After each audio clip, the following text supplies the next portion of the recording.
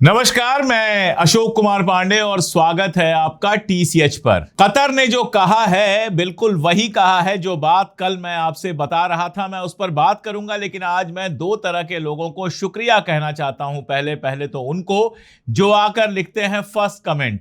मुझे इतना अच्छा लगता है। ये वो दर्शक हैं जो पूरे वीडियो का इंतजार भी नहीं करते, वीडियो बाद में देखते हैं, लेकिन पहले अपना कमेंट दर्ज करा के दरअसल अपना सपोर्ट दर्ज कराते हैं। आप सबका बहुत बहुत शुक्रिया। और दूसरे वो लोग जो बताते हैं कि वो किस शहर से हैं और कहते हैं हम इतनी दूर है हिंदुस्तान से, अलग अलग मुल्कों से, पाकिस्तान से, कतर से, जाने कहां कहां से, यूएस से, न्यूजीलैंड से कमेंट करते हैं और कहते हैं कि हम लंबे समय से आपके साथ जुड़े हुए हैं और आपके सारे वीडियोस देखते हैं। दोस्तों, आप ही हमारी ताकत हैं। आपकी वजह से ही हमें वो हिम्मत मिलती है कि देश और दुनिया के ताकतों से डरे बिना हम सच कहते हैं। अब चलते हैं खबरों की ओर। कतर की मैंने बात की थी। कतर के जो प्राइम मिनिस्टर और फॉरेन मिनिस्टर हैं शेख मोहम्मद बिन अब्दुर्रहमान अल थानी, उन्होंने फाइनेंशियल टाइम्स से बातचीत की है और वही कहा है जो कल ईरान के राष्ट्रपति पेजेश्कियन का पाकिस्तान में जो बयान आया था उसकी एनालिसिस करते समय मैंने कहा था कि ऐसा मुमकिन है। आपको याद होगा कि ईरान के राष्ट्रपति पेजेश्कियन ने पाकिस्तान में कहा था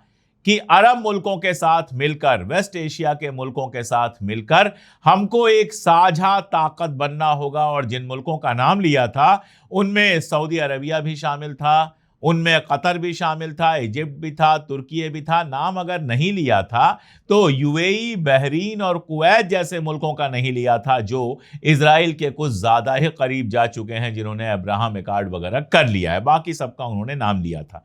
और तब मैंने आपसे कहा था कि जो सिक्योरिटी अलायंस की बात हो रही है, जिसमें पाकिस्तान है, जिसमें सऊदी अरबिया है, इजिप्ट है और टर्की है, हो सकता है कि उसमें बाकी अरब मुल्क और ईरान भी शामिल हो जाएं। और फिर मैंने डिटेल में डिस्कस किया था कि वो इजराइल के लिए कितना मुश्किल पैदा करेगा। अब कतर के जो प्राइम मिनिस्टर और फॉरेन मिनिस्टर हैं वो कहते हैं कि ईरान को शामिल करके फारस की खाड़ी का पूरा इलाका एक नया सिक्योरिटी सिस्टम बनाने के बारे में बात कर रहा है। तो फारस की खाड़ी का पूरा इलाका कहिए या अरब मुल्क कहिए, जिसमें जाहिर तौर पर यूएई और बहरीन और कुवैत नहीं होंगे, बाकी सब होंगे, ये ईरान के साथ एक नया सिक्योरिटी मॉडल बनाने की बात कर रहे हैं, सिक्योरिटी अलायंस बनाने की बात कर रहे हैं।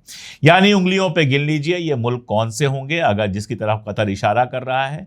कतर खुद होगा, ओमान होगा, ईरान होगा, सऊदी अरबिया होगा, तुर्की होगा और इजिप्ट होगा। यानी तकरीबन सारे अरब मुल्क एक साथ मिलकर ईरान के साथ मिलकर एक सिक्योरिटी अरेंजमेंट करने की बात कर रहे हैं। वजह यह है जो उन्होंने खुद कहा कि खाड़ी मुल्कों ने अमेरिका का सिक्योरिटी सिस्टम फेल होते हुए देख लिया है। ईरानी ड्रोन इतने मजबूत थे कि उन्होंने उनके शहरों पर नुकसान पहुंचाया है। वॉशिंगटन इसको रोक नहीं पाया कि ईरान ने होर्मुज बंद कर दिया। इसलिए एक पैरेलल सिस्टम बनना जरूरी है जिसमें तेहरान भी शामिल होगा। तो जिस ईरान को इन लोगों ने किनारे करके रखा था अमेरिका के चक्कर में, अब उस ईरान से चिपकने की बात हो रही है। अब उस ईरान के साथ मिलकर सिक्योरिटी अलायंस बनाने की बात हो रही है। ये इस जंग का सबसे बड़ा हासिल है कि जो ईरान दुनिया में अपने सामान नहीं बेच पाता था और दुनिया के सामान नहीं खरीद पाता था, अब वो अपने सामान बेच भी पाएगा, अपने सामान खरीद भी पाएगा। और जिससे उसके पड़ोसी मुल्क दूरियां बनाते थे, वो उन पड़ोसी मुल्कों के साथ एक सिक्योरिटी अलायंस में जाएगा। और यकीन जानिए कि मिडिल ईस्ट का ये सिक्योरिटी अलायंस बाकी सबको छोड़ दीजिए, इजराइल को बहुत ज्यादा भारी पड़ने वाला है। इजराइल में अजीबो गरीब हालात बने हुए हैं। नेतन्याहू दुनिया भर के बयान दे रहा है, हम रफा में जा रहे थे, अमेरिका ने हमको रोका, लेकिन हमने अमेरिका का ऑर्डर नहीं माना और रफा पर जाकर हमने अटैक किया। मिला क्या? सिवाय घरों की बर्बादी के और मिला क्या? और उन घरों की बर्बादी के चलते दुनिया भर में इजराइल की जो बेइज्जत हुई है, दुनिया भर में वो अकेला हुआ है, वो अपने आप में मजेदार है। एक और आपको मजेदार न्यूज देता हूं अमेरिका से। ममदानी ने जिन कैंडिडेट्स को सपोर्ट किया था प्राइमरीज में, वो सारे कैंडिडेट जीते हैं। और डेमोक्रेटिक पार्टी के जो कैंडिडेट इजराइल से अपने कुर्बत बता रहे थे, मिलियंस खर्च करने के बाद भी हारे हैं। जो बाइडेन के बेटे ने एक लंबा ट्वीट किया है और उसमें लिखा है कि ये रिजल्ट बताते हैं कि जो गजा के मुद्दे पर, ईरान के मुद्दे पर जाकर इजराइल के साथ खड़े हो गए वो हारे हैं। जिन्होंने गजा की बात की है, जिन्होंने लोगों के स्वास्थ्य और एजुकेशन और बाकी सब चीज़ों की बात की है, वो चुनाव जीते हैं। तो अमेरिका में कैसे चीज़ें बदल रही हैं वो आप बहुत कायदे से देख सकते हैं। इजराइल पहले एक एसेट था और अब एक लायबिलिटी बन रहा है, एक बोझ बन रहा है, जिसको जो कांधे पे लेकर चलेगा उसका चुनाव जीतना भी मुश्किल है और उसका लंबी राजनीति कर पाना भी मुश्किल है। और यही वजह है कि आप देखते हैं ट्रंप के बयान लगातार बदल रहे हैं और ट्रंप के बयान का अंदाज अलग हो गया है। एक खबर ब्रेक की गई कि जब ईरान वाली जंग चल रही थी और नहीं चाहता था नेतन्याहू की कैसे भी जंग रुके, तो ट्रंप ने उससे कहा था कि दुनिया के सारे यहूदी तुमसे नफरत करते हैं, तुमसे परेशान हो चुके हैं। गालियां वालियां दी थी, ये खबर तो पहले ही आ चुकी है। अब ये सच है या नहीं मैं नहीं जानता, लेकिन ये खबर अगर अमेरिकी मीडिया फैला रहा है तो ट्रंप के इशारे पर फैला रहा है, ट्रंप के लोगों के इशारे पर फैला रहा है। यानी अमेरिकी दुनिया को, अमेरिका के लोगों को ट्रंप को बताना पड़ रहा है कि मैंने नेतन्याहू को सीधा कर दिया। ये खबर तो आ ही रही है कि जो नेतन्याहू के खिलाफ हैं, जो विपक्ष है, उसमें से कई लोगों से अमेरिका संपर्क में है और सपोर्ट कर रहा है ताकि अगले इलेक्शन में नेतन्याहू की जगह कोई और कुर्सी पर आए। और जिस तरह की खलबली मची हुई है, नेतन्याहू बार बार कह रहा है कि लेबनान से हम बाहर नहीं हटेंगे। कल बेरूत के ऊपर एक इजरायली जहाज मंडरा रहा था, हमला तो नहीं किया लेकिन धमकी जैसा था कि जहाज अभी भी आ सकता है। भाई, उनके पास एयर डिफेंस सिस्टम नहीं है तो जहाज तो वहां जा ही सकता है, लेकिन हमला करने पर डर यही है कि ईरान इस बार पलटकर हमला करेगा और अमेरिका आपकी मदद करने को नहीं आएगा। कतर चूंकि नेगोशिएट कर रहा है, नेगोशिएशन में पाकिस्तान के साथ मदद कर रहा है, तो खबर यह आ रही है कि इजराइल में खुफिया रिपोर्ट आई है जो कह रही है कि कतर तो सालों से ईरान को मदद कर रहा है, इसमें रॉकेट फ्यूल और ड्रोन वगैरह के पार्ट्स दे रहा है। आप ये सोचिए कि जिस ईरान के ड्रोन से कतर में तबाही हुई, उसका जो सबसे बड़ा गैस प्रोडक्शन सेंटर है वो बंद हो गया। वहां कहा जा रहा है कतर ईरान को मदद दे रहा है। अरे ये सोचो कि अमेरिका बरसों से मदद कर रहा है तुम्हें, उस पर बात क्यों नहीं करते हो? और इस जंग में तो अब ये साबित हो गया है। कल एक बयान ईरान का आया है जिसमें उसने रोमानिया और इटली से सवाल पूछा है। देखिए, मैं बार बार कहता हूं कि मेलोनी के बयानों पर मत जाइए। मेलोनी बयान बहुत बड़े बड़े देती हैं और हमारे यहां लोग खुश हो जाते हैं कि मेलोनी तो इजराइल के खिलाफ बोल रही हैं। लेकिन अब यह खबर आई है और ईरान सवाल पूछ रहा है कि रोमानिया और इटली ने अमेरिका के जहाजों को कैसे जगह दी। दरअसल इस पूरी जंग में इटली ने चुपचाप अमेरिका की मदद की है, रोमानिया ने चुपचाप अमेरिका की मदद की है और इसीलिए ईरान अब उनसे पलट कर पूछ रहा है कि तुमसे तो हमारी कोई दुश्मनी थी नहीं, फिर तुमने अपने जमीन और आसमान का इस्तेमाल हमारे खिलाफ कैसे होने दिया? तो मेलोनी इस जंग में शामिल थी, सीधे ना सही, डायरेक्ट ना सही, इनडायरेक्ट सही, लेकिन मेलोनी भी इस जंग में शामिल थी और ट्रंप की मदद कर रही थी। रोमानिया इस जंग में शामिल था, ट्रंप की मदद कर रहा था। बहुत कम स्पेन जैसे मुल्क थे जिन्होंने किसी भी तरह की मदद करने से इनकार कर दिया। अगर ईरान हारता तो लूट में सब शामिल हो जाते। अब ईरान जीता है तो सब उसके साथ नॉर्मल रिलेशन बनाने की कोशिश कर रहे हैं। कल गजा पर मैंने आपको अपडेट दी थी और कई लोगों ने पूछा कि ईरान लेबनान की इतनी बात कर रहा है, गजा की बात क्यों नहीं कर रहा है? तो मैं फिर आपको याद दिला दूं कि जो समझौता हुआ है उसमें वॉर ऑन ऑल फ्रंट्स की बात है।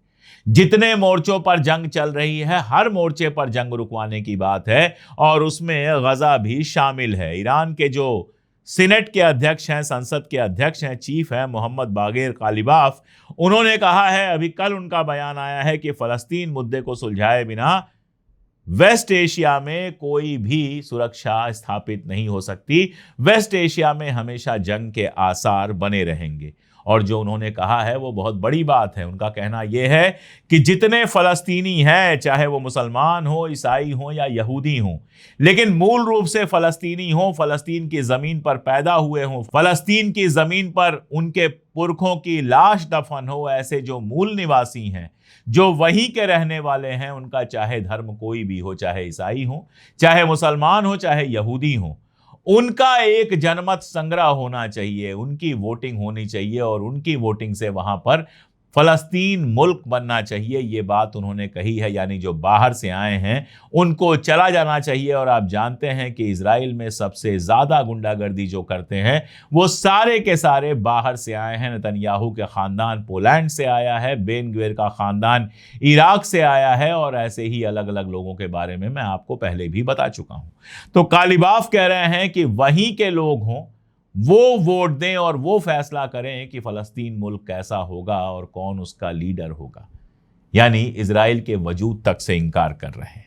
और उन्होंने कहा कि ईरान सभी इस्लामी देशों, खासतौर पर फारस की खाड़ी से जो लगे हुए नेशंस हैं उनके साथ एक लंबा रिश्ता बनाना चाहता है, और वही बात कि एक नया सिक्योरिटी अलायंस बनाना चाहता है। सबके साथ वो समझौता करने को तैयार है। यानी उनका कहना है कि इजराइल के अलावा किसी और मुल्क से जंग करने का हमारा कोई इरादा नहीं है, किसी मुल्क को नुकसान पहुंचाने का हमारा कोई इरादा नहीं है। सबसे हम नए समझौते करने को तैयार हैं, लेकिन साथ में ये कहा है कि जब तक फलस्तीन मुल्क बनेगा नहीं, जब तक फलस्तीन की प्रॉब्लम का सलूशन नहीं होगा, तब तक इस इलाके में अमन कायम नहीं हो सकता। कुछ न कुछ चलता रहेगा। एक और मजेदार किस्सा आया है, कितना सच है कितना नहीं मैं नहीं जानता, कई अखबारों ने इसको छापा है कि मोसाद ने, जो इजराइल की स्पाई एजेंसी है, यह प्लान किया था कि पाकिस्तान का जो पूरा डेलीगेशन गया था स्विट्जरलैंड, जिसमें आसिम मुनीर भी शामिल थे, इनको वहां पर ही खत्म कर दिया जाए। कहा जा रहा है पाकिस्तान को इसकी भनक मिल गई। इसके बाद पाकिस्तान ने कहा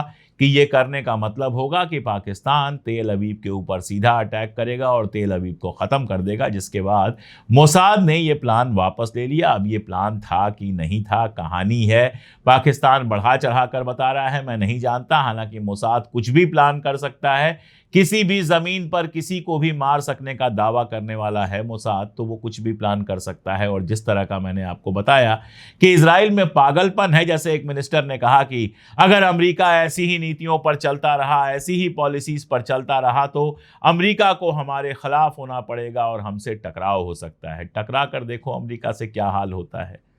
ईरान ने तो बड़े आराम से झेल लिया, इतने दिनों तक इतनी मुश्किलात झेल ली। तुम तो 24 घंटे नहीं झेल पाओगे अगर अमेरिका वाकई तुम्हारे ऊपर अटैक कर दे, जो फिलहाल पॉसिबल नहीं है। लेकिन जिस तरह की बातें कर रहे हैं, अगर वाकई अटैक कर दे तो दिन भर झेलना, 24 घंटे झेलना मुश्किल हो जाएगा। उधर जो लेबनान का अखबार है अल मायदीन, वो ये कह रहा है कि लेबनान के मुद्दे पर नेतन्याहू बिल्कुल बेबस हैं।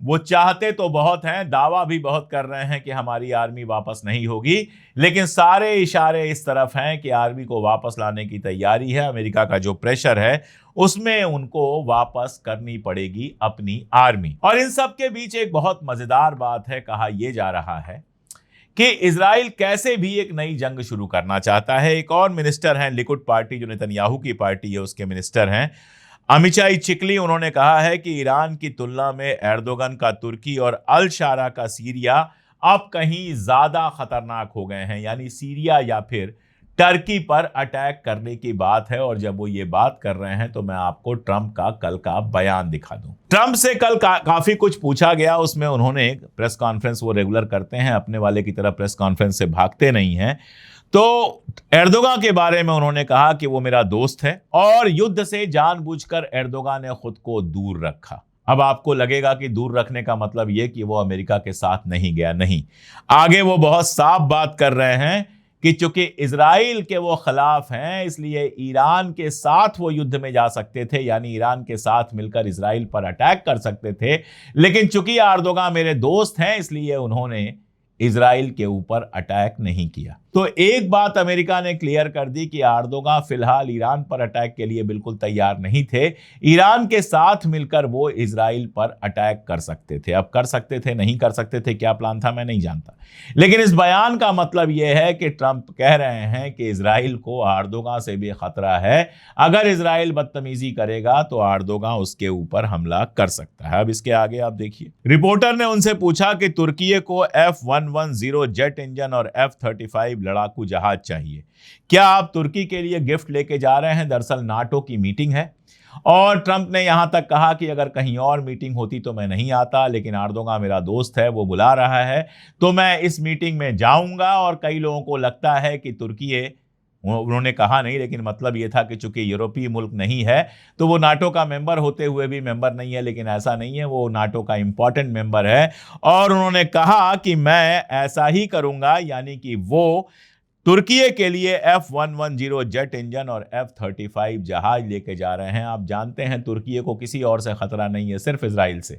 तो ये जो हथियार अमेरिका दे रहा है ये जाहिर तौर पर इजराइल के खिलाफ इस्तेमाल हो सकता है, तो इजराइल के लिए मुश्किल और बढ़ती है। और जब ट्रंप ये सब कह रहे थे तो अर्दोगान ने भी बयान दिया। अर्दोगान ने कहा कि हम जानते हैं कि इजराइल को अमन से नफरत है, अगर जरा सा भी इजराइल को लगा कि अमन कहीं से इस्टेब्लिश हो रहा है तो वो लड़ाई करना शुरू कर देता है। 10 दिन में, पिछले 10 दिन में, यानी ईरान समझौते की जब से बात फाइनल हुई है, इजराइल के नेताओं का जिस तरह से बयान आया है उससे समझ में आता है कि हम किसी स्टेट से बात नहीं कर रहे हैं, हम किसी राज्य से बात नहीं कर रहे हैं, बल्कि एक ऐसे कट्टरपंथी ग्रुप से बात कर रहे हैं जो कंट्रोल के बाहर है, जो अनकंट्रोल्ड है। जाहिर है उनका इशारा जो था वो बेन गवीर और इस्माइलिच की तरफ था। देखिए अर्दोगान बहुत होशियार आदमी है।